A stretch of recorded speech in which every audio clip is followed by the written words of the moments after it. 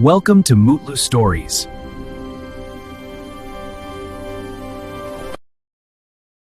అనగనగా చాలా కాలం క్రితం ఒక పేద బ్రాహ్మణుడు ఉండేవాడు. అతనికి సరైన పని దొరికేది కాదు. కొన్నిసార్లు అతను తన కుటుంబంతో పాటు ఆకలితో ఉండాల్సి వచ్చేది. ఒకరోజు ఇలా ఇక ఉండలేను అని భావించిన కృష్ణన్ అనే బ్రాహ్మణుడు పని కోసం తన గ్రామాన్ని విడిచిపెట్టాలని నిర్ణయించుకున్నాడు. మరుసటి ఉదయం తన భార్య పిల్లలు నిద్రలో ఉండగానే నిశ్శబ్దంగా బయలుదేరిపోయాడు. అతను ఎక్కడికి వెళ్లాలో ఏమీ చెయ్యాలో తెలీదు. రోజంతా నడుస్తూ చివరకు ఒక గాఢమైన అడవిలోకి చేరుకున్నాడు. అతనికి చాలా దాహం, ఆకలి, అలసటగా అనిపించింది.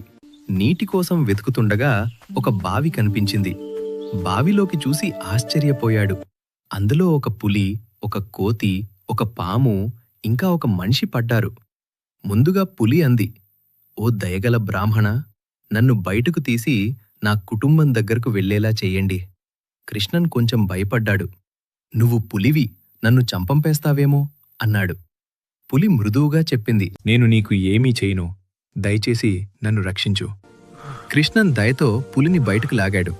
పులి తనను షేర్ సింగ్ అని పరిచయం చేసుకుని, "ఎప్పుడైనా సహాయం కావాలంటే నా గుహకిరా" అని చెప్పింది. తర్వాత కోతి అంది, "నన్ను రక్షించండి స్వామీ." కృష్ణన్ కోతిని బయటికి తీశాడు. కోతి ఆనందంగా, "నా పేరు బాలి. ఎప్పుడైనా ఆహారం కావాలంటే నా దగ్గరికి రండి" అని చెప్పింది. ఆ తర్వాత పాము అంది, నన్ను కాపాడండి." కృష్ణన్ భయపడ్డాడు. "నువ్వు నన్ను కరుస్తావేమో." పాము సమాధానమిచ్చింది, "నేను ఎప్పుడూ నీకు హాని చేయను." కృష్ణన్ పామును కూడా బయటికి తీశాడు. పాము తన పేరు నాగేష్ అని చెప్పి, "నువ్వు ఎక్కడ ఉన్నా నన్ను పిలిస్తే వస్తాను" అని చెప్పింది. వాళ్ళు ముగ్గురు కలిసి ఒక హెచ్చరికిచ్చారు. బావిలో ఉన్న మనిషిని మాత్రం కాపాడవద్దు, అతను ప్రమాదకరం. కాని కృష్ణన్ మనసు కరిగింది. ఆ మనిషిని కూడా బయటికి తీశాడు. ఆ మనిషి తనను సేత్ రఘురాజ్ అనే బంగారు దుకాణ యజమానిగా పరిచయం చేసుకుని, "ఎప్పుడైనా నా దగ్గరకు రండి" అని చెప్పి వెళ్ళిపోయాడు. కొన్ని రోజుల తర్వాత కూడా కృష్ణన్కు పని దొరకలేదు. నిరాశతో అతను తన జీవితం ముగించుకోవాలని అనుకున్నాడు. కాని వెంటనే పులి, కోతి, పాము ఇచ్చిన మాట గుర్తుకు వచ్చింది. ముందుగా కోతి దగ్గరకు వెళ్ళాడు. బాలి అతని ఎంతో ప్రేమగా స్వాగతించి రుచికరమైన పండ్లు ఇచ్చింది. తర్వాత పులి షేర్సింగ్ దగ్గరకు వెళ్ళాడు. పులి చాలా ఆనందంగా అతనికి బంగారు నగలు ఇచ్చింది. కృష్ణన్ ఆనందంతో ఆ నగలు అమ్మి మంచి జీవితం మొదలుపెట్టాలని అనుకున్నాడు. ఆ నగలు అమ్మడానికి రఘురాజ్ దగ్గరకు వెళ్ళాడు. కృష్ణన్ ఆ నగలను చూపించి ఈ నగలకు సరిపడేలా తగిన డబ్బులివ్వమని కోరాడు. కాని రఘురాజ్ ద్రోహం చేశాడు. అతను రాజుకు చెప్పాడు, "ఈ నగలు రాజకుమారుడివి, ఈ బ్రాహ్మణుడు దొంగిలించాడు." రాజు కోపంతో కృష్ణన్ను తీసుకుని రమ్మని భటులను ఆజ్ఞాపించాడు. వెంటనే భటులు వెళ్లి కృష్ణన్ను పట్టుకుని తీసుకుని వచ్చి చెరసాలలో బంధించారు. జైలులో కృష్ణన్ తీవ్రంగా బాధపడ్డాడు. వెంటనే నాగేష్ అనే పామును గుర్తు చేసుకున్నాడు. పాము వెంటనే వచ్చి ఒక యోచన చెప్పింది, "నేను రాణిని కరుస్తాను. ఎవరూ ఆమెను కాపాడలేరు. నువ్వు మాత్రమే ఆమెను రక్షించగలవు." పాము చెప్పినట్టే రాణిని కరిచింది. రాణి బలహీనంగా పడిపోయింది. ఎవరూ ఆమెను కాపాడలేకపోయారు.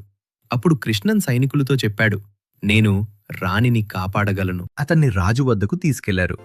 కృష్ణన్ రాణి నుదుటిపై చేయి పెట్టగానే ఆమె మెల్లగా కళ్ళు తెరిచింది. రాజ్యం మొత్తం ఆనందంతో నిండిపోయింది. కృష్ణన్ తన కథను రాజుకు చెప్పాడు. రాజు కోపంతో రఘురాజును శిక్షించాడు. కృష్ణన్కు పెద్ద ఇల్లు, 1000 బంగారు నాణేలు ఇచ్చాడు. కృష్ణన్ తన కుటుంబాన్ని తీసుకొచ్చి సంతోషంగా జీవించాడు. మంచి మనసుతో చేసిన సహాయం ఎప్పుడూ వృధా కాదు. కాని చెడ్డవారిని నమ్మడంలో జాగ్రత్త అవసరం.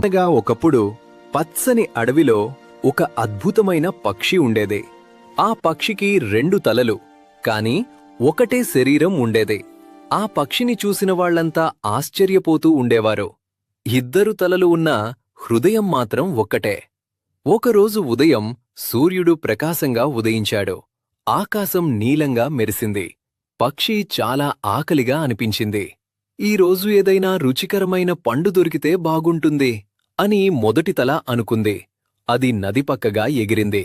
నీటిమీద సూర్యకాంతి మెరుస్తూ అందంగా కనిపించింది. చెట్లన్నీ పచ్చగా ఊగుతున్నాయి. అప్పుడు ఒక పెద్ద ఎర్రని పండు చెట్టుపైన వేలాడుతూ కనిపించింది. అబ్బా! ఆ పండు ఎంత అందంగా ఉంది! అది చాలా రుచిగా కనిపిస్తోంది అని మొదటి తల ఆనందంగా అరిచింది. వెంటనే పండును తీసుకుని పెద్ద ముక్క కొరికింది.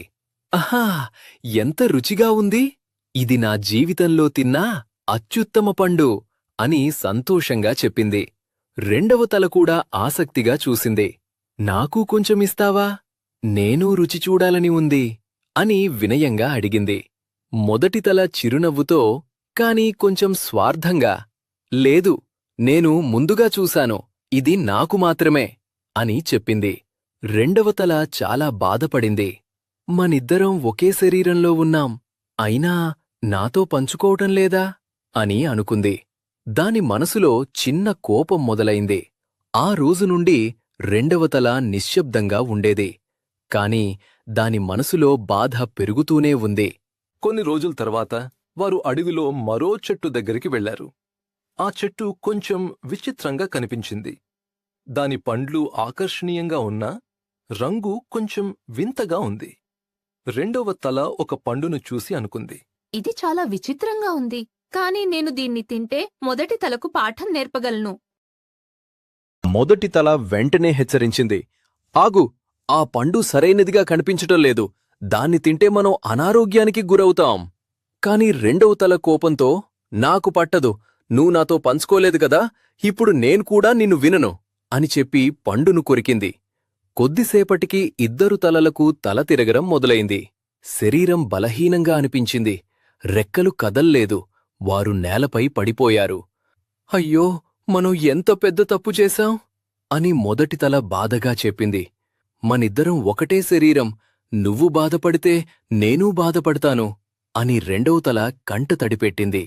ఆ సమయంలో ఒక చిన్న గువ్వ అక్కడికి వచ్చి చెప్పింది, మీరు ఇద్దరూ ఒకటే. స్వార్థం, కోపం వల్ల మీరు మీరేరే నష్టపోయారు. ప్రేమగా పంచుకుంటే ఎప్పుడూ సంతోషంగా ఉంటారు. ఆ మాటలు విని ఇద్దరు తలలు తమ తప్పు గ్రహించాయి. కొన్ని రోజుల విశ్రాంతి తర్వాత వారు కోలుకున్నారు. ఆ రోజునుంచి ఏ పండు దొరికినా ముందుగా ఇలా అడిగేవారు, మనిద్దరం పంచుకుందామా? ఇద్దరూ నవ్వుతూ కలిసి తినేవారు. ఇకపై ఎప్పుడూ స్వార్థం చేయలేదు. ఒకరిని ఒకరు జాగ్రత్తగా చూసుకున్నారు. నీతి: పంచుకోవడం, ప్రేమగా ఉండడం చాలా ముఖ్యమైనవి. స్వార్థం చివరికి మనకే నష్టం చేస్తుంది. ఒకటిగా ఉంటే సంతోషం ఉంటుంది. అనగనగా తుమ్మగూడెం అనే చిన్న ఊర్లో కావమ్మ అనే ఓ ముసలమ్మ ఉండేది. ఆమె ఒంటరిగా జీవించేది. ఆమెకు తోడుగా బీరా అనే నమ్మకమైన కుక్క ఉండేది. ఒకరోజు కావమ్మ కట్టెపుల్లల కోసమని అడవికి వెళ్ళింది. కట్టెపుల్లలు ఏరుకుంటూ ఉండగా అక్కడ ఒక బాతు కనిపించింది. ఆ బాతు చాలా దయనీయంగా ఉంది. దాని శరీరమంతా గాయాలతో ఉంది. కావమ్మకు దానిమీద జాలి వేసింది. ఆమె వెంటనే గాయాలపై మందు రాసింది. కొన్ని రోజులు జాగ్రత్తగా చూసుకుంది. ఆమె ప్రేమతో ఆ బాతు పూర్తిగా కోలుకుంది. అది కృతజ్ఞతగా ప్రతిరోజు ఏటికి వెళ్లి చేపలు పట్టుకుని వచ్చి కావమ్మకు ఇస్తుండేది. కావమ్మ ఎంతో సంతోషపడింది. ఆ బాతుకు బూరా అని పేరు పెట్టి ముద్దుగా చూసుకునేది. కాని ఈ విషయమంతా చూసిన బీరా మనసులో చిన్నగా అసూయ పుట్టింది. ఇప్పటివరకు అవ్వ నన్నే ప్రేమించింది, ఇప్పుడు ఈ బాతుని ఎక్కువగా చూస్తోంది అని అనుకుంది. ఒకరోజు కావమ్మ కొడుకు సీనయ్య వస్తున్నాడని వార్త వచ్చింది. అదే అవకాశంగా చూసుకున్న బీరా బూరా దగ్గరకు వెళ్లి ఇలా చెప్పింది, బూరా, జాగ్రత్త, అవ్వ కొడుక్కి బాతు మాంసం చాలా ఇష్టం. నిన్ను ఇంతకాలం ప్రేమగా చూసుకుంది, అతనికివ్వడానికే. ఇది విన్న బూరా భయంతో వణికిపోయింది. అక్కడి నుంచి పారిపోయి ఏటికి ఆవలి ఒడ్డున దాక్కుంది. అయితే కావమ్మను వదిలి ఉండలేక బూరా రోజంతా ఏడుస్తూనే ఉండేది. అప్పుడే ఆ దారిగుండా వస్తున్న సీనయ్య ఏడుస్తున్న బూరాను చూసి అడిగాడు, ఏమైంది అని. బూరాకు ఆయన ఎవరో తెలియదు, కాని తన బాధ అంతా చెప్పుకుంది. అంతా విన్న సీనయ్య ఇది బీరా పని అని వెంటనే గ్రహించాడు. అతను ఒక ఉపాయం ఆలోచించాడు. ఇంటికి వెళ్లి బీరా కాళ్ళు చేతులు కట్టేసి దాని ముందు కత్తిని పదును పెట్టడం ప్రారంభించాడు. ఇది చూసిన కావమ్మ అడిగింది, ఏమిటిది అని. సీనయ్య అన్నాడు, అమ్మా, నాకు చాలా రోజులుగా కడుపు నొప్పి ఉంది. వైద్యుడు ప్రతిరోజూ కుక్క రక్తం పూయమన్నాడు. అది విన్న బీరా భయంతో పెద్దగా ఏడవటం మొదలుపెట్టింది. కొంతసేపటికి సీనయ్య అసలు విషయం చెప్పాడు. బీరా ఎలా బూరాను భయపెట్టిందో అన్నీ వివరించాడు. అది విన్న కావమ్మ పెద్దగా నవ్వింది. తర్వాత బీరాను దగ్గరకు తీసుకుని ప్రేమగా చెప్పింది. బీరా, నువ్వు బూరా కూడా నాకు సమానమే. అది మనకు ఆహారం తెస్తుంది. నువ్వు మన ఇంటికి కాపలా కాస్తావు. ఎవరి పని వాళ్ళది. అందులో అసూయ పడాల్సిన అవసరమేముంది? బీరా తన తప్పు తెలుసుకుంది. సిగ్గుతో తల వంచింది. కొంతసేపటికి బూరా కూడా తిరిగి వచ్చింది. ముగ్గురూ కలిసి ఆనందంగా జీవించసాగారు. నీతి: అసూయ మనసును దెబ్బతీస్తుంది.